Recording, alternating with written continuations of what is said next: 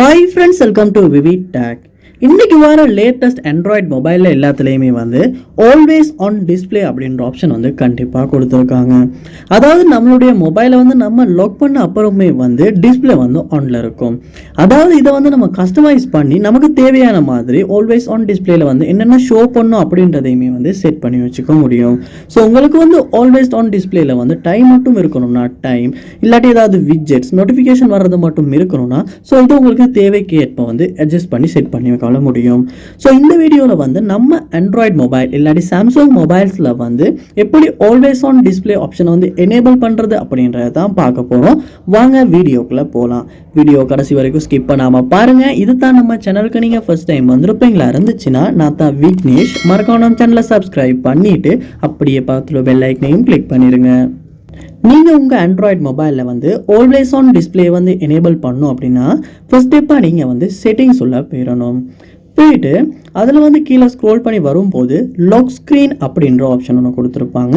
அந்த ஆப்ஷனை வந்து நீங்கள் கிளிக் பண்ணிடுங்க. கிளிக் பண்ணுறோன்னே கீழே ஸ்க்ரோல் பண்ணும்போது ஆல்வேஸ் ஆன் டிஸ்பிளே அப்படின்ற ஒரு ஆப்ஷன் ஒன்று கொடுத்துருப்பாங்க. அதுக்கு மேலேயுமே கிளிக் பண்ணுங்கள். கிளிக் பண்ணோடனே வந்து ஆல்வேஸ் ஆன் டிஸ்பிளே வந்து எனேபிள் பண்ணுறதுக்கான, அதாவது ஆன் பண்ணுறதுக்கான ஆப்ஷன் வந்து இந்த பக்கம் கொடுத்துருப்பாங்க. ஸோ நீங்கள் வந்து ஆன் பண்ணிடுங்க. ஆன் பண்ணோடனே வந்து உங்களுடைய இந்த ஆல்வேஸ் ஆன் டிஸ்பிளே வந்து நமக்கு கஸ்டமைஸ் பண்ணுறதுக்கான சில ஆப்ஷன்ஸ் வந்து கொடுத்துருக்காங்க.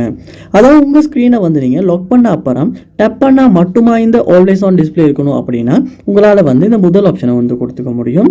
இல்லாட்டி வந்து எந்த நேரமுமே வந்து ஆல்வேஸ் ஆன் டிஸ்பிளே இருந்து எனேபிள் இருக்கணும் அப்படின்னா, அதாவது நீங்கள் வந்து உங்களுடைய ஸ்க்ரீனை வந்து லாக் பண்ண அப்புறம் வந்து கண்டினியூஸாக வந்து இந்த ஸ்க்ரீன் வந்து ஒன்ல இருக்கணுமா, ஸோ ஷோ ஆல்வேஸ் அப்படின்றத கொடுத்துக்கலாம்.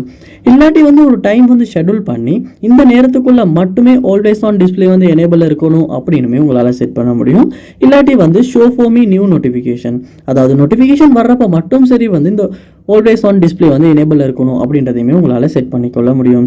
ஸோ இந்த ஆப்ஷன்ஸ் வந்து, அதாவது இந்த மெத்தடை யூஸ் பண்ணி உங்களால் உங்களுக்கு தேவைக்கு ஏற்ப வந்து தேவையான மாதிரி வந்து இந்த ஆல்வேஸ் ஆன் டிஸ்பிளே வந்து எனேபிள் பண்ணி வச்சுக்க முடியும்.